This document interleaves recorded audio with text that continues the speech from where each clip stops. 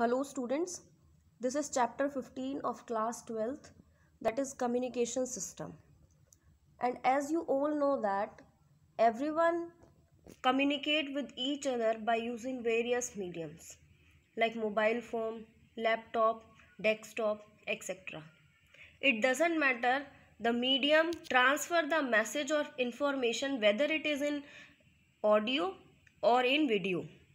So basically we define communication as communication means faithful transfer of information or message from one point to another point in an intelligible form.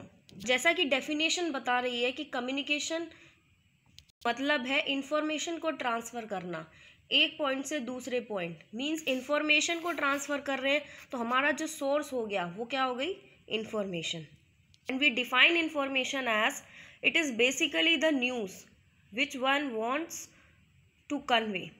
वो news होगी जो कोई भी convey करना चाहता है एक पॉइंट से दूसरे पॉइंट पे. आफ्टर दिस कोर्स और we can say that information ये इंफॉर्मेशन एक पॉइंट से दूसरे पॉइंट अपने डेस्टिनेशन तक कैसे पहुँचेगी उसके लिए उसे एक कम्युनिकेशन सिस्टम से होकर करना पड़ेगा. और वो कम्युनिकेशन सिस्टम इंक्लूड करता है वेरियस स्टेजेस. इसमें हमारा फर्स्ट पार्ट है या फर्स्ट डिवाइस है दैट इज़ ट्रांसमीटर जिसका काम होता है सिग्नल्स को मॉड्यूलेट करना.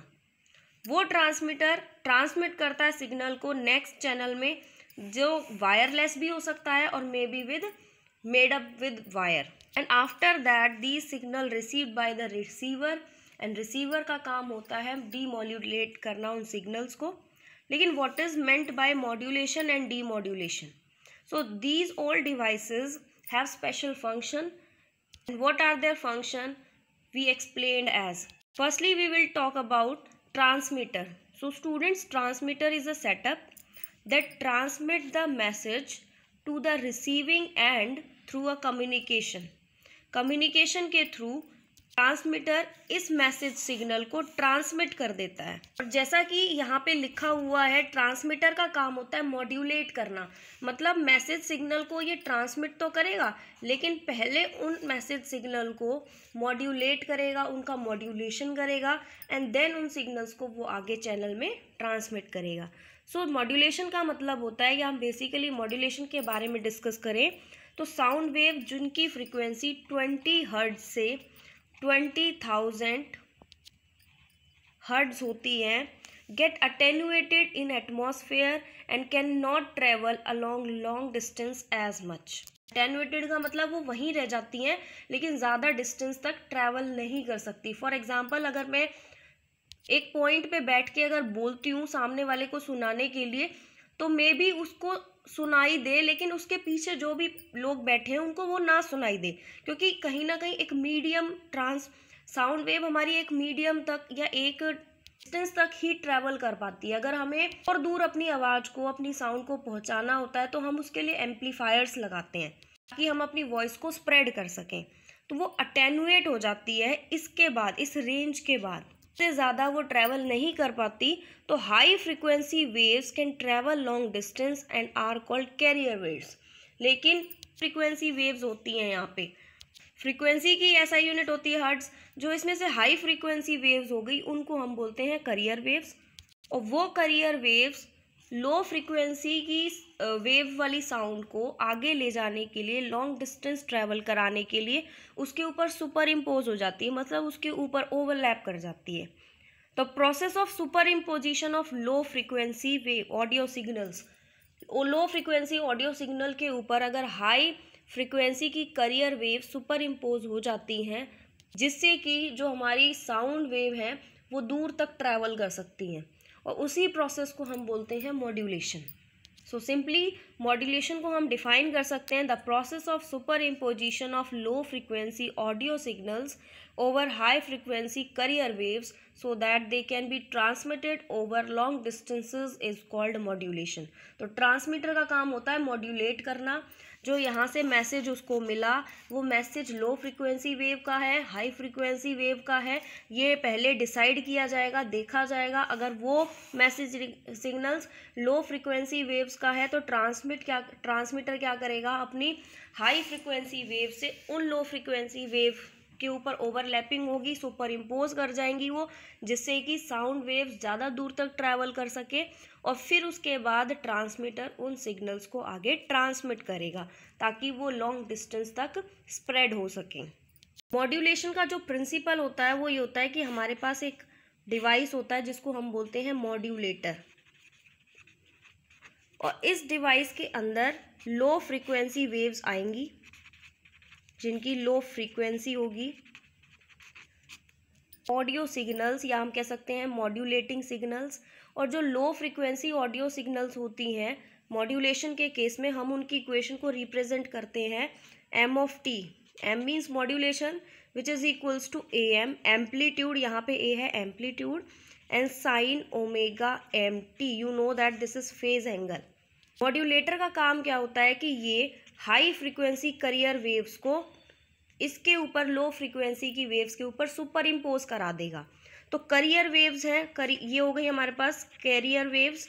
इसके लिए जो इक्वेशन होगी कैरियर के लिए C of T which is equals T amplitude of carrier waves sine omega T plus phi. Phi यहाँ पे क्या है, phase angle. Omega T plus phi is the phase angle for carrier waves. And after getting this we get high frequency waves. High frequency waves मिलेंगी हमें, और हम कह सकते हैं मॉड्यूलेटेड वेव्स। Modulated waves. तो एम्पलीफायर का काम होता है लो फ्रीक्वेंसी सिग्नल्स को हाई फ्रीक्वेंसी सिग्नल्स के अंदर मॉड्यूलेट कराना। The process is known as modulation. उसके बाद वो उन सिग्नल्स को ट्रांसमिट करता है आगे। लेकिन मॉड्यूलेशन का जो प्रिंसिपल है वो क्या है कि एक डिवाइस होता है मॉड्यूलेटर, वो कैसे वर्क करता है, वो मॉड्यूलेटर कैरी करता है, पहले रिसीव करेगा लो फ्रीक्वेंसी सिग्नल्स। उनके लिए अगर हम इक्वेशन लिखें तो which is equals to M of T is equals to A M sine omega M T. जब कैरियर वेव्स उसके ऊपर सुपर इम्पोज करेगी तो हमें हाई फ्रीक्वेंसी और मॉड्यूलेटेड वेव्स मिलेंगी। अगर हम नीड की बात करें कि हमें मॉड्यूलेशन करने की ज़रूरत ही क्यों पड़ती है कम्युनिकेशन सिस्टम में, क्योंकि audio signals being a low frequency signal, audio signal बहुत ही लो फ्रीक्वेंसी के सिग्नल्स होते हैं जो कि लार्ज डिस्टेंस तक ट्रैवल नहीं कर सकते। इसीलिए उनको अगर लार्ज डिस्टेंस तक हमें ट्रैवल कराना है तो उनका मॉड्यूलेशन पहले करना ही पड़ेगा। Now in communication system the second part is channel. जो हमारी मॉड्यूलेट हुई सिग्नल्स वो ट्रांसमीटर ने ट्रांसमिट कर दी और चैनल ने उनको रिसीव कर लिया, और उसको हम बोलते हैं कम्युनिकेशन चैनल, या हम कह सकते हैं ट्रांसमिशन मीडियम। ये एक ऐसा मीडियम होता है, या हम कह सकते हैं एक ऐसा फिजिकल पाथ है जो कि कैरियर सिग्नल्स को लो फ्रीक्वेंसी सिग्नल्स के ऊपर सुपर इम्पोज कराने के बाद, हाई फ्रीक्वेंसी मिलने के बाद हमें मिलता है। मीन्स हम कह सकते हैं which carries the signals from the transmitter, जिसने ट्रांसमीटर से सिग्नल्स को कैरी किया टू द रिसीवर। इसको देने के लिए, रिसीवर को देने के लिए ये एक पाथ फॉलो करता है बस। When the information signals propagate along the channel, some unwanted signals called noise may interfere with it, and thus the receiver receives an corrupted version of the transmitted signal. यहाँ से noise create हो सकती है जो कि receiver जब receive करेगा उन सिग्नल्स को तो उसके अंदर उसको करप्टेड वर्जन मिलेगा ट्रांसमिटेड सिग्नल्स का। एंड रिसीवर का काम होता है, it is a setup that receives the transmitted signals from the transmission medium and convert back them to the original form। मतलब ट्रांसमीटर का काम था लो फ्रीक्वेंसी को हाई फ्रीक्वेंसी में कन्वर्ट करके ट्रांसमिट करना। रिसीवर ने क्या किया, जो उसने सिग्नल्स लिए उनको वापस उनका डीमॉड्यूलेशन कर दिया। मतलब जो हाई फ्रीक्वेंसी वेव्स थी उनको अगेन जिस फॉर्म में वो थी ओरिजिनल फॉर्म में उसको कन्वर्ट कर दिया back, and the process of recovering the original signals is called demodulation which is reverse of modulation.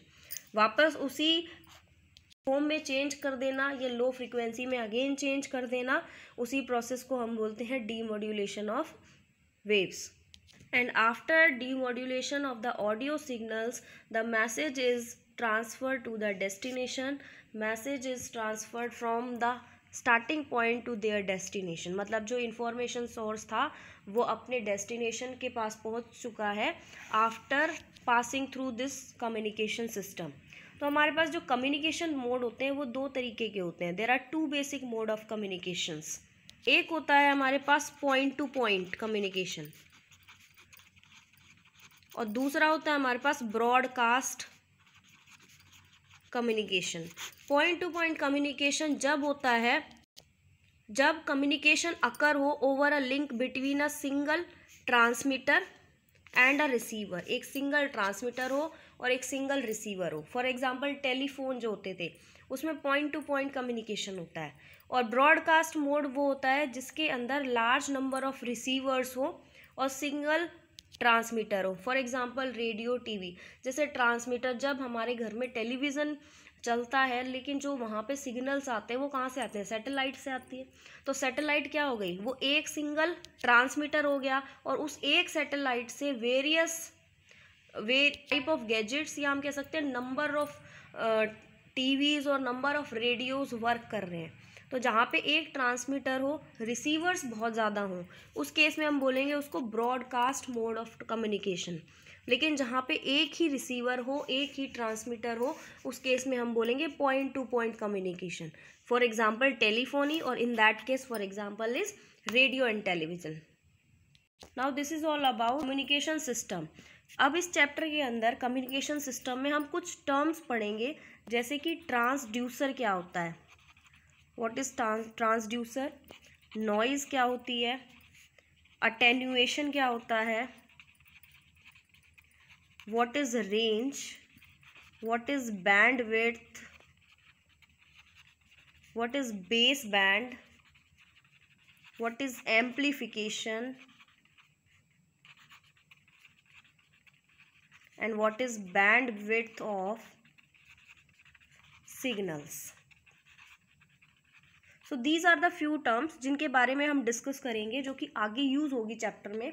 So students, transducer क्या होता है, ये एक ऐसा डिवाइस है जो कि एनर्जी को कन्वर्ट करता है from one form to another form. जैसे मैंने आपको आवाज़ दी, मैंने आपको बोला, तो आपने जो एनर्जी मुझसे ली है दैट इज़ साउंड एनर्जी। वो साउंड एनर्जी, जैसे मैं अगर इस वीडियो के अंदर पढ़ा रही हूँ तो मैंने बोला है, तब इसके अंदर वीडियो में मेरी ऑडियो इंक्लूड हुई है, तो मैंने इस वीडियो को बनाने के लिए अपनी साउंड एनर्जी दी। लेकिन जब आप इस वीडियो को ओपन करोगे और इस वीडियो को देखोगे तो आप साउंड एनर्जी के साथ साथ आपको वीडियो मतलब लाइट एनर्जी भी मिल रही है, आप देख रहे हो उसको, लाइट एनर्जी मिल रही है। मतलब एक ऐसा डिवाइस जो कि एनर्जी की एक फॉर्म को, जैसे कि साउंड एनर्जी को उसने लाइट एनर्जी में कन्वर्ट कर दिया। जैसे मोबाइल फ़ोन इस टाइम पे एक ट्रांसड्यूसर का काम कर रहा है, क्योंकि मैंने अपनी ऑडियो दी, ये वीडियो बनाई, आप इस वीडियो को देख रहे हो, आप आंखों से देख रहे हो, मतलब ये क्या हो गई, लाइट एनर्जी में कन्वर्ट हो गई।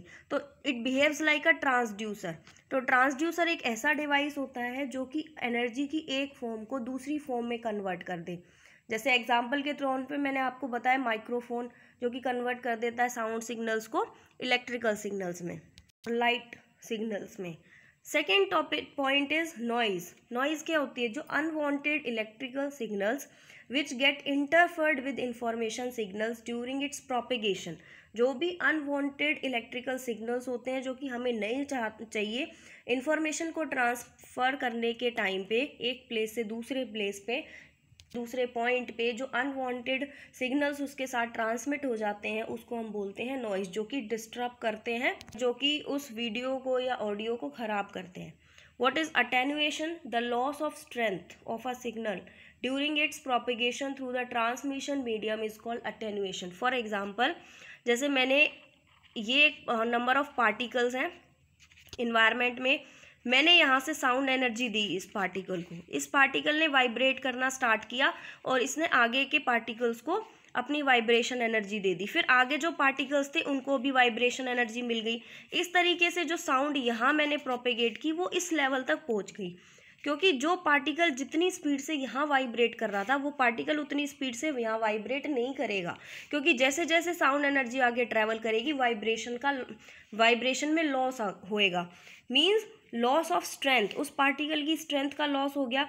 एक लिमिटेड मीडियम तक या एक लिमिटेड रेंज तक ही वो ट्रैवल कर पाएगा, उसके बाद वो ट्रैवल नहीं कर पाएगा। We can say that the loss of strength of a signal during its propagation through the transmission medium is called attenuation. That is called attenuation. What is range? Range is defined as the largest distance between the source and the destination upon which a signal can be received with sufficient strength. Means अगर ये मेरा source था, यहाँ मैंने source रखा और एक large distance तक मेरा सिग्नल वहाँ पे रिसीव्ड हो गया एक sufficient strength के साथ, that is called range.